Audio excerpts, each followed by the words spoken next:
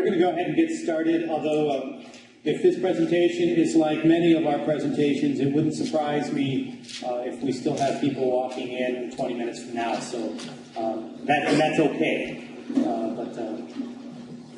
My name is Dr. Mike Searcy, if you haven't already, if you don't know who I am. We're going to talk a little bit today about personal goal planning, or what I like to call reverse engineering our lives. And we'll talk about what reverse engineering means here in a couple of moments. But for those of you that don't know me, I'm one of the communication teachers here at the college. And I also teach, interpersonal communication, public speaking, intercultural communication, and then Student Support Services seems to get me tagged to do a number of these workshops on a regular basis. Yes. And I do a lot of student ambassador training as well. So let's go ahead and get started today talking a little bit about personal goal planning. And in so doing, go ahead and flip over to page 2 of the little workbook that I've given you. Goal setting. Interesting enough, it's something that less than 3% of the population ever does. Less than 3%. And a lot of us think, well, wait a minute, I set goals all the time. The question is, are you setting goals or making wishes? Because if you're not writing them down, you're not setting goals. So just doing the following exercise that we're going to engage in right now will put you in the top 3% of all humanity. Isn't that interesting? By finishing the goal-setting exercise completely, you'll be in the top 1% of the top 1%. But we're not going to finish this exercise completely today. But you will have every opportunity to complete it on your own time. And I'll walk you through just how we're going to do that. Most people, if you think about it, have a vague idea of what they want. I want to be a doctor. I want to be a nurse. I want to be an engineer. I want to be an astronaut. I want to be Mr. Olympia. Whatever that is probably possible, but most people never commit it to writing, much less get specific. A goal that is not written down is a wish. We know that now. And beyond writing down your goals, very few people bother to create a step-by-step action plan to achieve those goals. Goals are something that we achieve. Passions, however, are how we live our life. And I think one of the first places we need to start is the difference between goals and passions. For example, earning a black belt in karate is a goal. Being a martial artist is a passion. Learning how to play a particular piece of music competently is a goal. Being a musician is a passion. Meeting or exceeding a sales quota is a goal. Being an outstanding salesperson, a passion. Weighing a certain amount is a goal. Living a healthy lifestyle is a passion.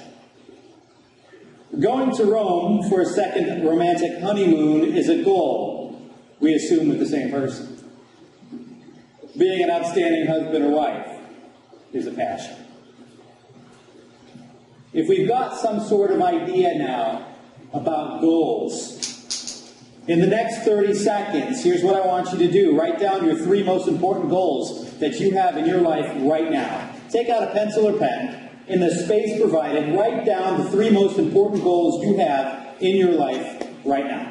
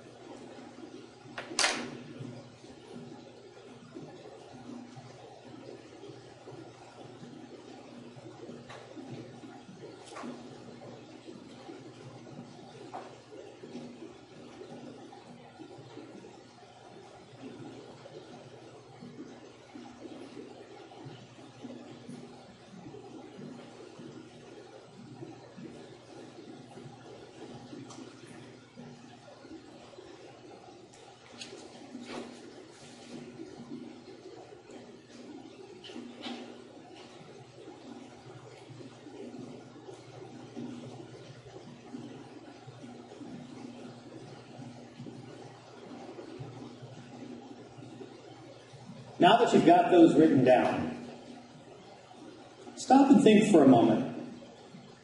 What has caused us not to have achieved them up until now, up until this point? After all, at least in this room, we're all adults. By now, if we've had certain goals, unless it has some real serious time constraints, why haven't we completed them? I suggest to you that the reason we haven't completed a lot of our goals at this point is our inability to say no. What? Our inability to say no. Or you might rephrase that as a lack of keen focus. A lack of keen focus. Because what happens in our lives, typically, I might say to myself, you know what? I want to actually get a master's degree in psychotherapy. And so I start going down this road, and things happen. And I have a good friend of mine who wanted to be a teacher. Started going down that road, then she became pregnant. Then she started raising a family. And then she wound up getting a job at a grocery store. Then she got a promotion. And another promotion. And another promotion. Till she got to the point that she was comfortable in the living she was making, but if you asked her, she would tell you she's not happy. And if you ask her why she's not happy, and if she's honest with you, she'll sit down and she'll tell you, because I wanted to be a teacher. The passion she had was all about wanting to teach. And yet, when the time came to start a family, she couldn't say no. When the time came to go find a job, she couldn't say no. When the time came to get a promotion and get more money, she couldn't say no. And it is sometimes those choices that stop us from actually being happy and achieving our goals. Our inability to say no. And what happens when we're constantly saying yes? If we're saying yes to everything that comes our way, irrespective of what our goals are, we find ourselves oftentimes overwhelmed. Look at page 3.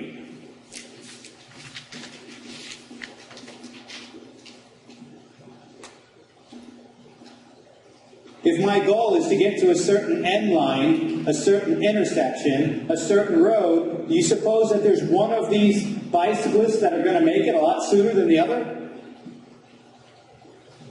Sure. Because one of these bicyclists has so many packages stacked on top of both him and his bike that there is no possible way he could ever keep up with the other one, no matter what's going on. And that's what happens to us when we're always saying yes to everything, even if they're irrespective of where we want to go with respect to our goals.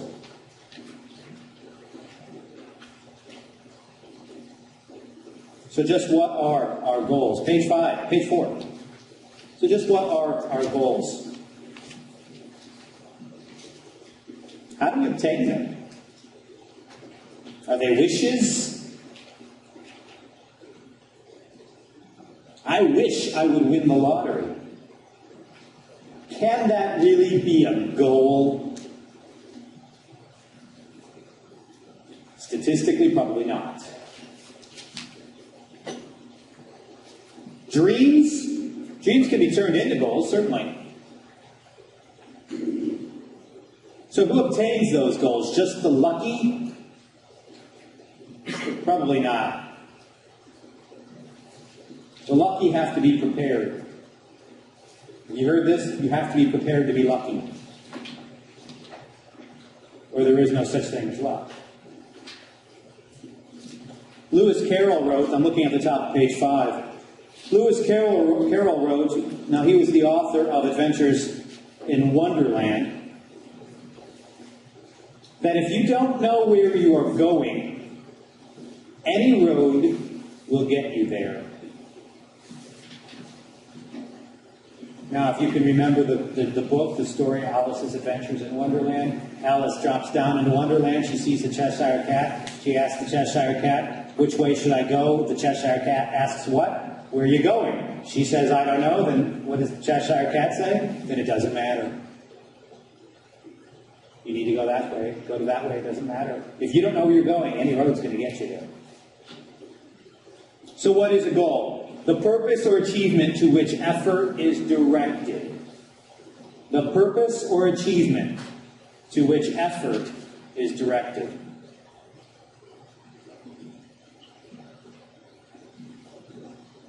I want you to think about that for a moment. Any road will get you there.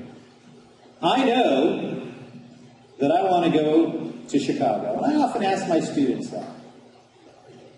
How do you get to Chicago? Give me directions. And they're all going to start saying, you get to Chicago by running up 75, cutting over on 65, cutting over on 64, going up on 65, cutting across 80, getting a 90, and you're in Chicago. About halfway through that discussion, you run up 75, you go across on 64, and then I insert from Los Angeles. What are we making? What assumptions are we making here? We're making the assumptions that we know exactly where we are, when in fact we don't always know where we are.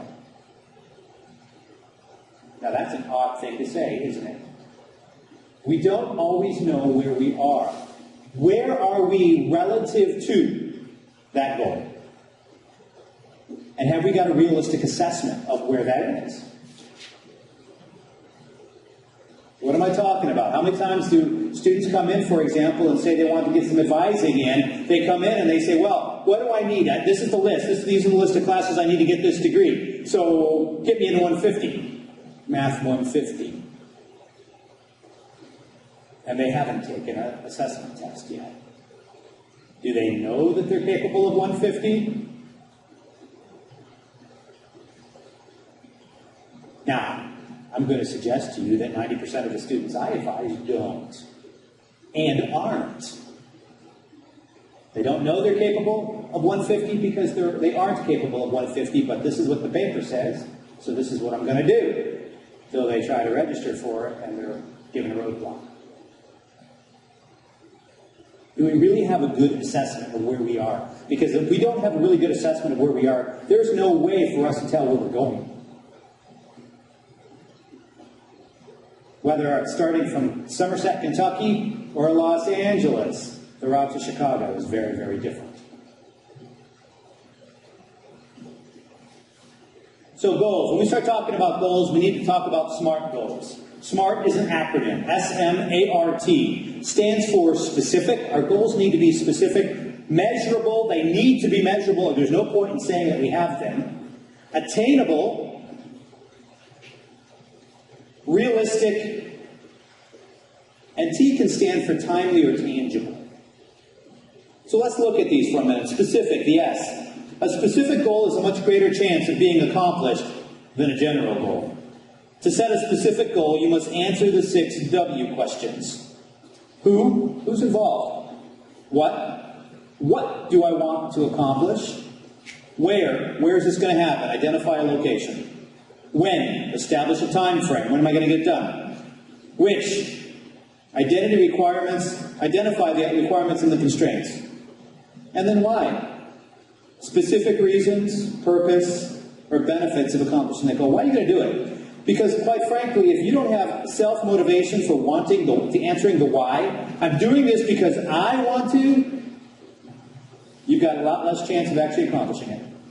If you're doing it because somebody else tells you this is your goal, your parent, your pastor, your teacher tells you this is what you need to do, if they're giving you the why,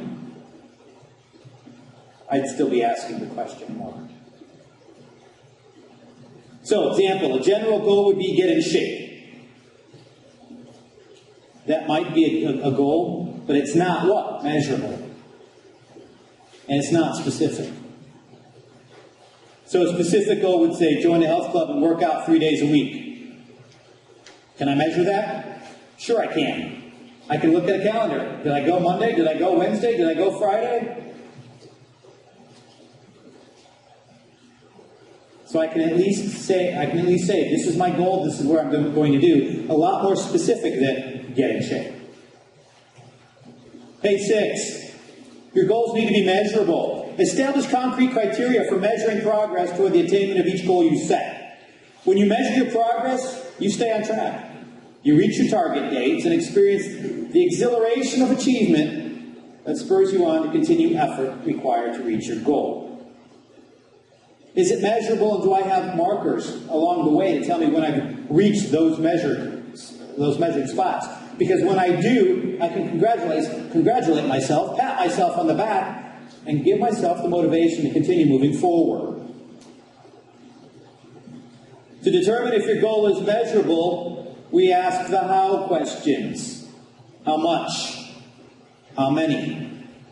How will I know when it's accomplished? And then the A in SMART, S-M-A, attainable. When you identify goals that are most important to you, you begin to figure out ways you can make them come true. You develop the attitudes, abilities, skills, and financial capacity to reach them. You begin seeing previously overlooked opportunities to bring yourself closer to the achievement of your goals. You can attain most any goal you set when you plan your steps wisely and establish a time frame that allows you to carry out those steps. Goals that may have seemed far away and out of reach eventually become closer and more attainable, not because your goals shrink, but because you grow and expand to match them. When you list your goals, you build your self-image. You see yourself as worthy of these goals and develop the traits and personality that allow you to possess them. You see yourself worthy of these goals. Are you setting goals that are worthy of you and who you are?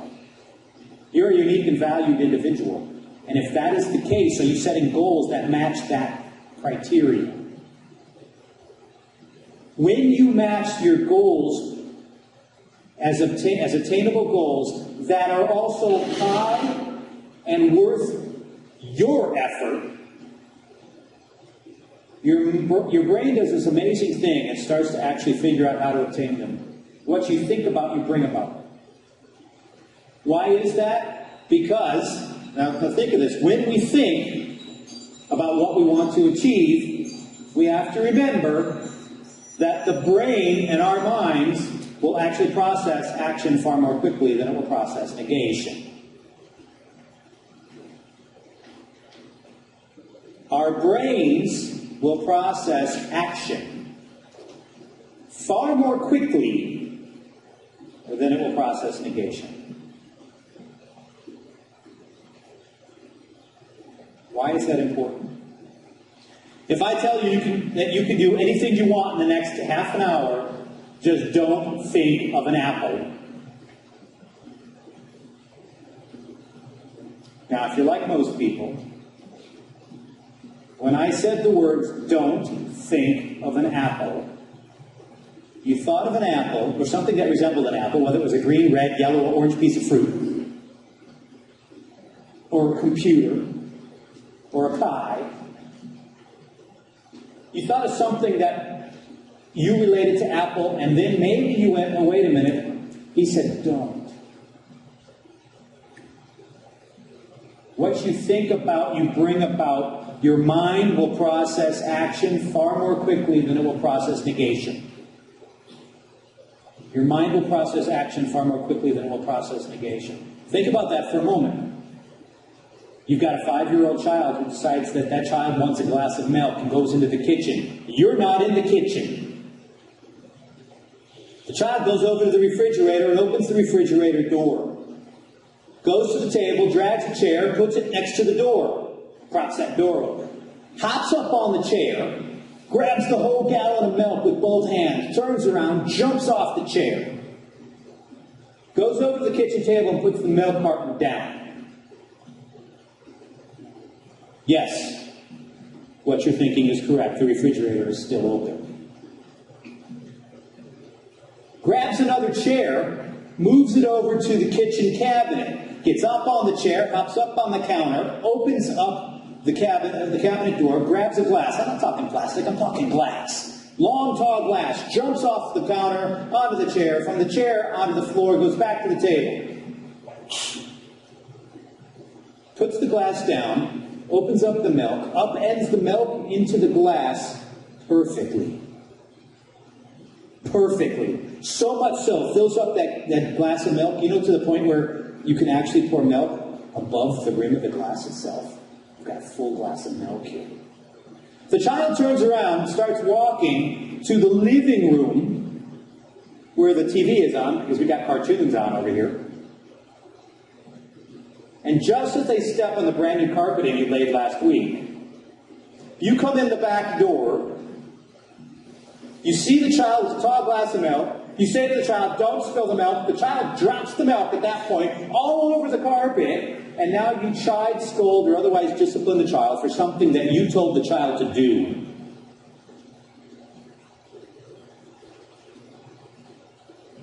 And who said childhood isn't confusing? Don't spill the milk. If adults have a problem, in that we process action far more quickly than we process negation. But we can get to the negation eventually and comprehend that whole don't part. What in the world makes us think that children can do it as fast or as better than we can? So we say to the child, don't spill the milk. The child focuses on spill the milk. There's the action, there's the visualization, down goes the milk. I teach public speaking.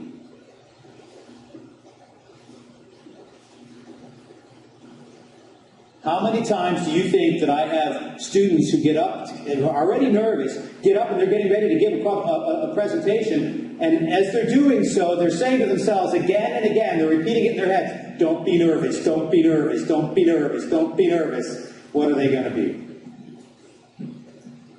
They've done it to themselves. What you think about, you bring about.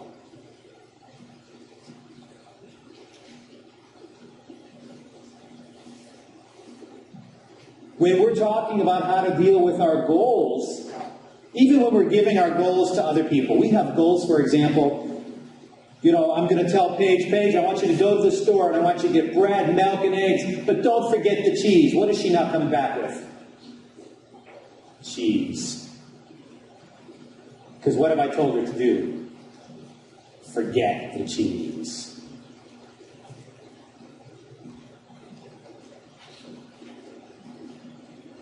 Attainable. You've got to believe that your goals are attainable, and you have to convince yourself that they are attainable, and you have to know that they are attainable, and you have to use language to your brain, language that you speak to yourself, in words that suggest that they are attainable. Otherwise, you're doing no better than don't be nervous, don't be nervous, don't be nervous. We know for a fact that if somebody comes up to you and gives you a really good compliment during the middle of the day, that can change your entire day, and you can be on cloud nine, and you can feel happy, and you can have the endorphins kind of pumping through your system, because your words can actually change your physiology, can't they?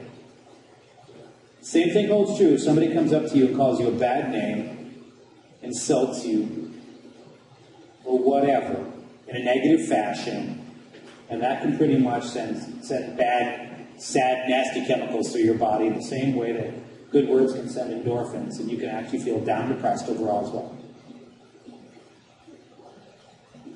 Feel good about your goals. Make them worthy of you. Make them attainable. The R in SMART, realistic.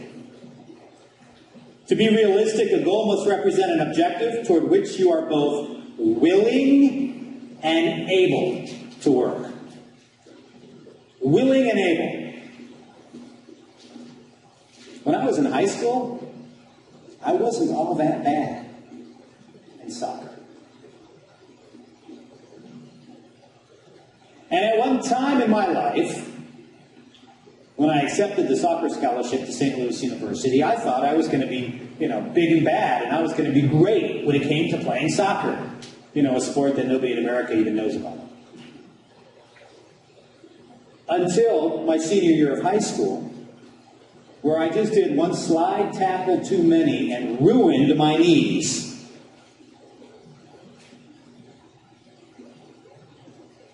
During the first practice part of the season, prior to any games at St. Louis University, I ruined them bad enough that I had to go to the doctor, and the doctor gave me two choices. I'm either going to operate on your knees or you're going to quit soccer. That was it. I was done with soccer at that point.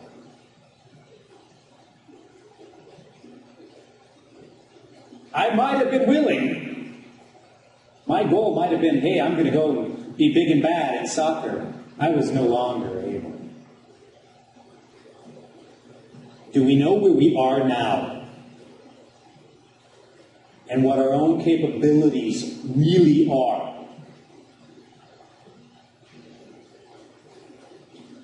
A goal can be both high and realistic. You're the only one who can decide just how high your goals should be. Are they worthy of you? But be sure that every goal represents substantial progress. A high goal is frequently easier to reach than a low one, because a low goal exerts low motivational force. If it's something that I know I can do, and it's not that big of a deal, I'll get around to it when I get around to it. And sometimes we never get around to it. Some of the hardest jobs you have ever accomplished actually seem easy simply because they were a labor of love. You wanted to get into it. You did it. You tackled it. And finally, SMART, S-M-A-R-T. T stands for timely, or it can stand for tangible. A goal should be grounded within a time frame. With no time frame tied to it, there's no sense of urgency. If you want to lose 10 pounds, when do you want to lose it by? Someday? Someday won't work. I've looked at the calendar. There is no someday as part of the week. At least not my calendar. By May 1st, if you anchor it within a time frame, then you've set your unconscious mind in motion to begin working on that goal. Again, your mind is a very powerful tool. How are you choosing to use it by the words you're using to program it? Have you put a date in mind and have then allowed yourself to begin working on it? Your goal is probably realistic if you truly believe that it can be accomplished. Additional ways to know if your goal is realistic is to determine if you have accomplished anything similar in the past. Or ask yourself what conditions would have to exist to accomplish this goal. I've often dreamed about those conditions to accomplish that goal of winning the lottery. Getting next week's paper would help if I can get it today.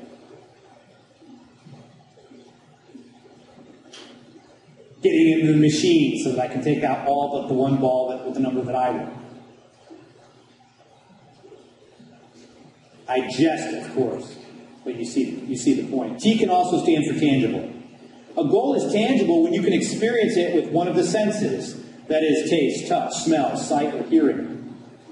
When your goal is tangible, you have a better chance of making it specific and measurable and thus attainable. Can I touch it? Can I see it?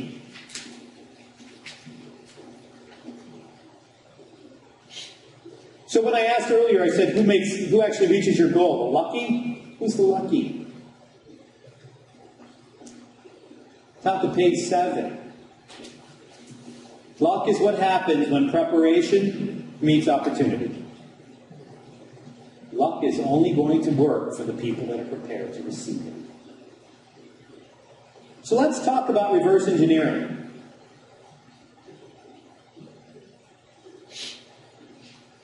Reverse engineering is taking apart an object.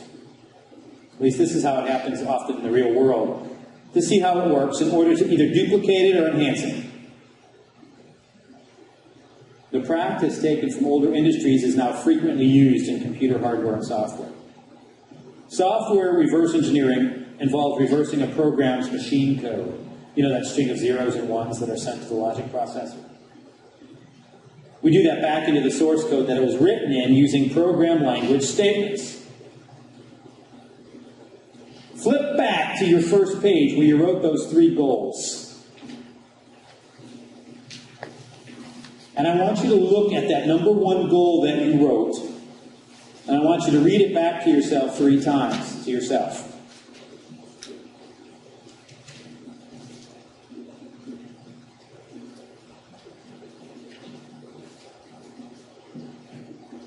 Once you've done that, go back to page 7.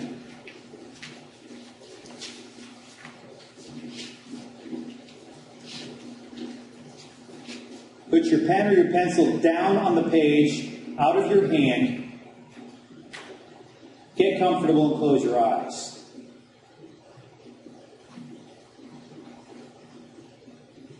I want you to close your eyes and envision for a moment.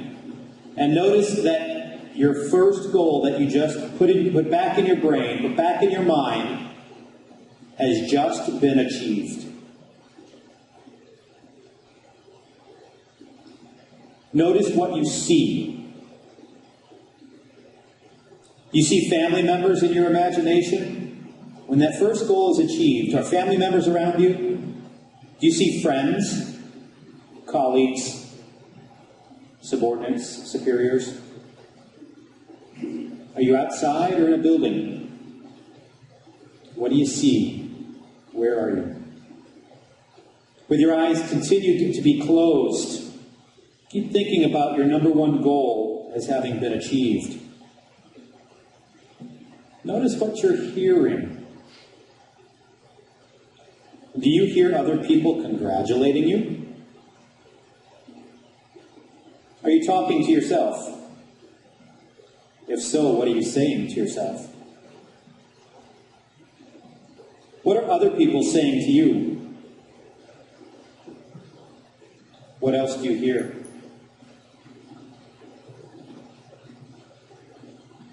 Remembering that you have just finished achieving that goal, keeping your eyes closed, what are you feeling in your body? You feel a sensation in your stomach, your heart, or your throat, or a lightheadedness? Do you feel goosebumps? You feel warm or cool? Heavy or light? Elated? Joyful? Contentment? What are you feeling as a result of having achieved that number 1 goal? Now keep your eyes closed and ask yourself, what was the last step I took just before I reached my goal? What was the last step I took just before I reached my goal? When that answer comes to you, open your eyes and write down that answer at the bottom of page 7 there.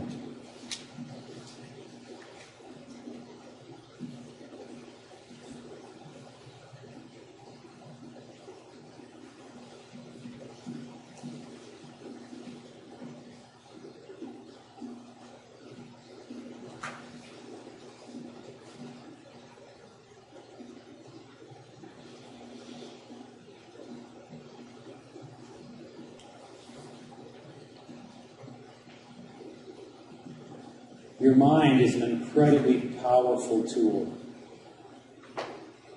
Just like I tell my students who are getting ready to get up and give a presentation, and we walk them through, the ones that are really anxious, we walk them through exercises similar to this,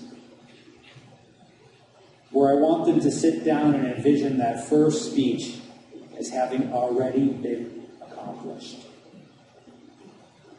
What the audience do? How did they feel? What did they see? What did they hear?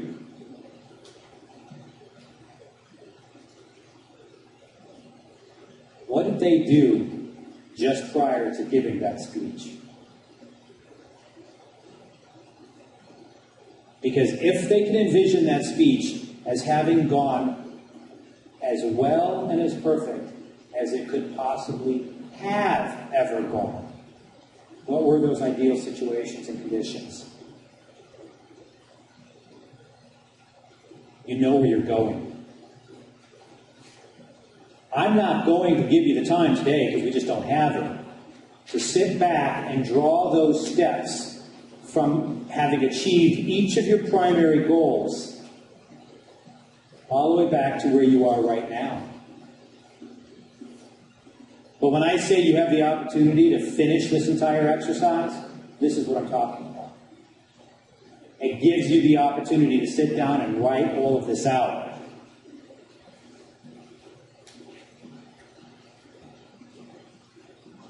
So when we're starting to look at our goals, how do we set our mind up, and what are some practical tools? First, at the bottom of page 7, make sure the goal you are working for is something you really want, not just something that sounds good. When setting goals, it is very important to remember that your goals must be consistent with your values. Is it something you really want? I'm not talking about something your parents told you wanted, your family told you wanted, your pastor told you wanted. Something you really want. And then reverse engineer it. A goal cannot contradict any of your other goals, or you will achieve neither. A goal cannot contradict any of your other goals, or you will achieve neither. This is called non-integrated thinking. It'll sabotage all the hard work you put into your goals. Non-integrated thinking can also hamper your everyday thoughts as well. We should continually strive to eliminate contradictory ideas from our thinking. You should develop goals in the important areas of your life. What might those areas be? They're at the top of page 8. Family, friends, financial and career, physical and health, hobbies, spiritual and ethical, social and cultural, or mental and educational. Not all of these will necessarily be your top priorities, and not all of these will necessarily be what you want to put in your categories of focus. Write your goal in the positive instead of the negative. We've covered this. The last thing you want to do is to tell yourself or anyone else, don't be nervous, don't be nervous, don't be nervous. Because what's going to happen? You're going to be nervous because your mind is working on the action, not the negation. Write your goals in the positive as well.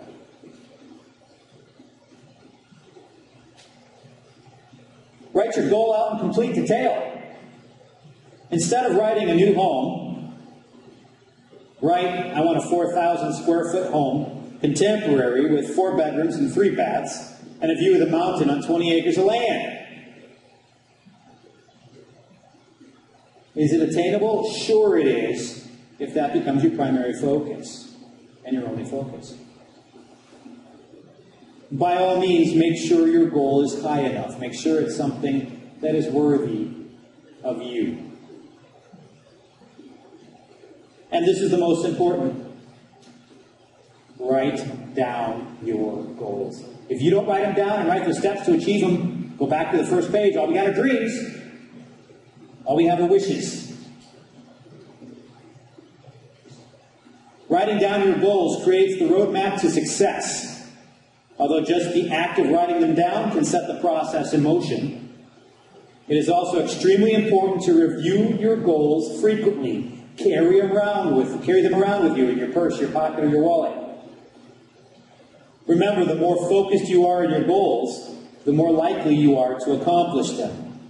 So carry them with you. Life changes, doesn't it? Revise them as necessary. I just advised a student today who said to me, I want to change into this particular program. And I said, have you ever had a class in that program? She said, no. So what makes you think you want to be in that program? I said, why don't you take a class first? Decide if you like it. That's part of what college is about, right? Taking classes, deciding if you like the actual program, if you like the classes. Then let's talk about changing the major. I said, but right now, why don't you take the class first and see if it's something you want to do. Then we can revise as necessary because your primary interests have changed. Now, this is one that often startles people. Don't share your goals with everyone. Don't share them with everyone. And why would I say that? You know, let's go back to the whole idea of public speaking. Public speaking and the fear of public speaking, lots of people have fear of public speaking. We know this, right? Every time they do the survey, number 1 or number 2, they keep changing places when they do people's greatest fears. Public speaking always winds up as 1 or number 2. What's the other one?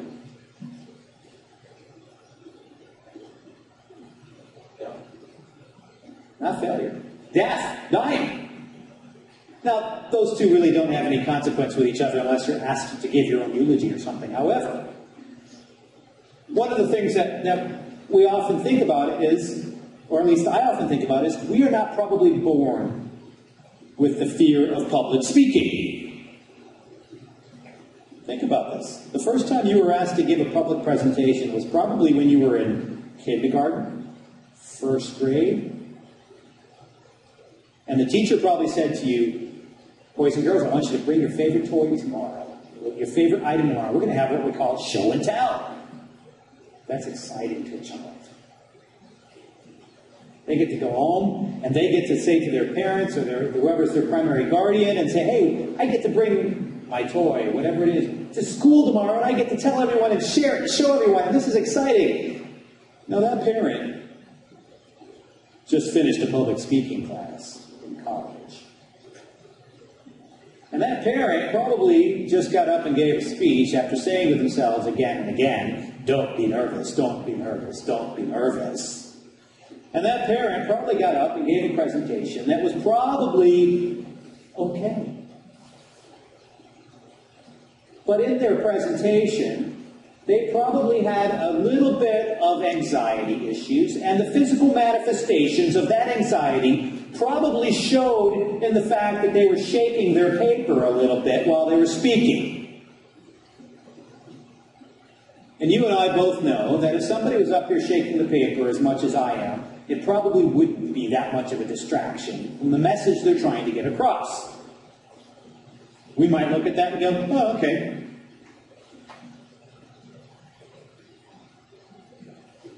But is that probably very significant to them? Sure it is. They sat down after that presentation, and they immediately played that presentation in their head. Again, and again, and again, and again. And every time they played that presentation in their head, that paper shook more. To the point that that child who just came home and said, I get to bring my favorite toy to school tomorrow, and I get to share it with the rest of the group, and I get to tell them how I play with this toy, and the parent is going to, out of love, mind you, going to tell them the horror story about what not to expect as they tell them the story about the epileptic fit they had in front of the entire group while they were trying to give a speech. The mind will process action far more quickly than it will process negation. This is the image we drop into that child's head. The child is now expecting the worst.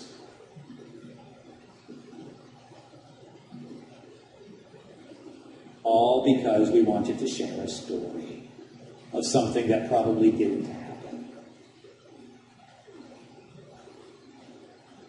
Now, our parents or our guardians or whoever that was that may have done that to us at an early age may not necessarily fall into this category. But let's face it, there are people who would just as soon, because they don't think they're capable of achieving their own goals, just as soon make it clear to you that you're not capable of achieving something either, that they would like to drop lots of negative visions and images in your head about your goals, whether it's because they're fearful that you're incapable of achieving them, or they got active sabotage on their mind, don't share your goals with everybody. Share them with positive people who are going to be positive about them and actually support you in obtaining them. Sharing them with just everybody, you're probably asking for negative commentary back. And you're going to make it harder to overcome those images to achieve your own goals. Review your goals daily. Envision yourself accomplishing them daily. So how about some tools to help you? Page 9. What matters most to you? Now, from that list previously, we selected a couple of those and we put them here. Family, friends, career, health, and hobbies. What are your 3 primary goals in each of those categories? Or, if those are not your primary categories, perhaps you want to change them. What are your primary goals in each of those categories? And then, when are you going to work on those goals? Now, there are 12 boxes after each one of those goals that you can write down. 12 boxes, indicative of what? Months of the year. Months of the year. So if with my family, for example, I'm looking at that and I'm saying, I want to go skiing. I have a goal this year, I'm going to learn how to ski. So I'm going to take my family skiing. Well, if I'm talking about snow skiing, is that something I can do year-round? Probably not. So I can actually put a little check mark next in the boxes that are relative to the months that this makes it possible, where we can do it. What months do these goals make sense? Then I can look at, as I look down this chart, do I have far too many checks in a particular month that it's just not going to be possible for me to do? Is it realistic? Is it attainable? Balance is the key. So actually write out your goals. Mark the months of the year that it's going to make sense to work with. And it might be every month of the year, depending upon the goal.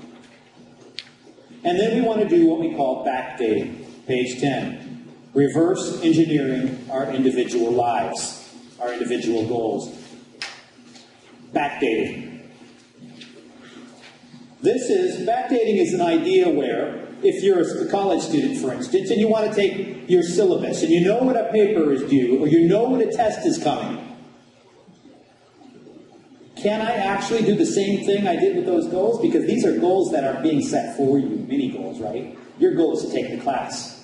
In order to take the class, you've got to fulfill all the requirements that the teacher has given you. So those goals have to match. The teacher has a goal for you to complete these. You have a goal to complete them if your goal is to complete the class. This is my term paper. Do I know what's required, all the steps required to complete this term paper? I have to do the research, pick a topic, do the research, come up with a thesis. I have to summarize, do an annotated bibliography of all of my research, summarize what each author has said, put them in some kind of logical order, write a first draft, look it over, write a second draft, put all this together in the right form, in the right format, whether it's APA or MLA, etc. Can I actually plot all those steps? You bet I can.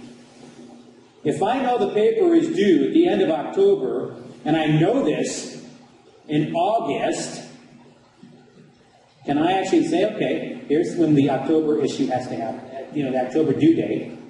So it means the final draft, backdating, reverse engineering. How many days before it's due do I want it ready to turn in? 3? Okay, go back 3 days. Paper, final draft needs to be done here. And put it in your calendar. Before the final draft, first draft, right? Second draft. Say second draft. 3 days before that? 3 days before that, first draft? And can I backdate all the way back to pick a topic so that I'm not forcing the issue 2 nights before the paper is due? Backdating. Reverse engineering our individual goals. When I've put all my goals together, a nice little exercise to determine whether or not you have decided to go insane or stay stable is on page 11. Have you tried to take on too much, or have you taken on actually too little? Can I write out all my goals? Where do they belong on this grid? And in this grid, for example, on the line, is it high impact or low impact? Is it going to have a high impact on my life? Is it that high of a priority to me? High effort or low effort?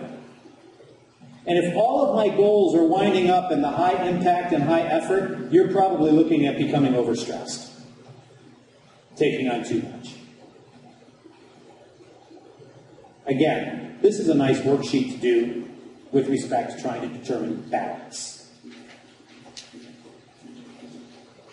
When I've backdated all of my goals,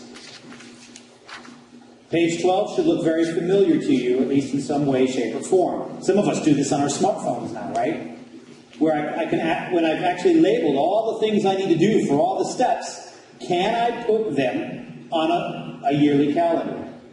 When I was running a full office of individuals for a particular firm, we actually spent a weekend a year at a resort, holed up in a conference room, planning out the next 6 months.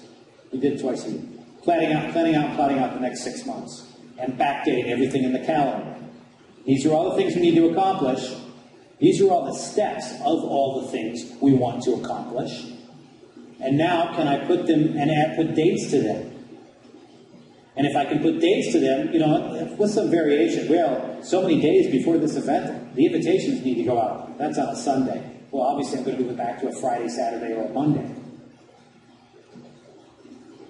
Whatever working day that is still there that we're going to be working. And then from each of those days, then, is it just as easy to start putting your to-do list together for almost every day? You can. So in the morning, all you got to do is review them. Review what's on your schedule, what's on your task list, not spend all your time picking it up. And then when emergencies arise, you can revise, adjust, but you still have the basic issues there. Cautionary notes, page 13. Why might goals fail? We don't know what we don't know. Sometimes we just don't know all the steps that are needed to accomplish that goal. We don't know. We need to make sure we're getting all the information that is necessary and that is possible. Perhaps our goals are too vague. We get caught up in the day-to-day details and don't invest the reflective time to make a plan. We get caught up in the reflective details. Then we look like that guy on the bicycle with a day completely overwhelmed trying to get to the finish line. Not going to happen. In other words, all the daily details, and we forget to say no. We have an inability to say no. Or without support, we lack the confidence in our own aspirations. Share your goals with people that will indeed support you. Share your goals with people that will support you. Because without the support, it's going to be very difficult to accomplish. Seek knowledge from trusted sources. Anyone here know who Jimmy Dean is?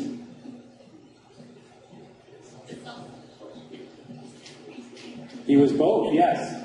He sang country music about sausage. Yes. Jimmy Dean once said that I can't change the direction of the wind, but I can adjust my sails to always reach my destination. I can't change all the things that may happen daily in my life, but I can adjust how this step is going to affect my final goal attainment. Okay. Questions today?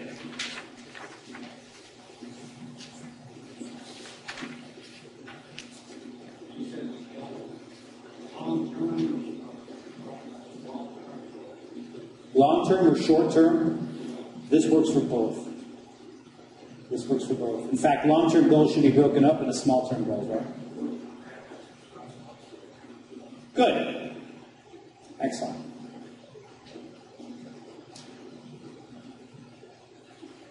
If there are no other questions, I've always said that I'm only going to keep you no more than an hour. I think I've only been yammering at you for about an hour, so I think time is up as far as the amount of time that I've been allotted with you today. So thank you for your time.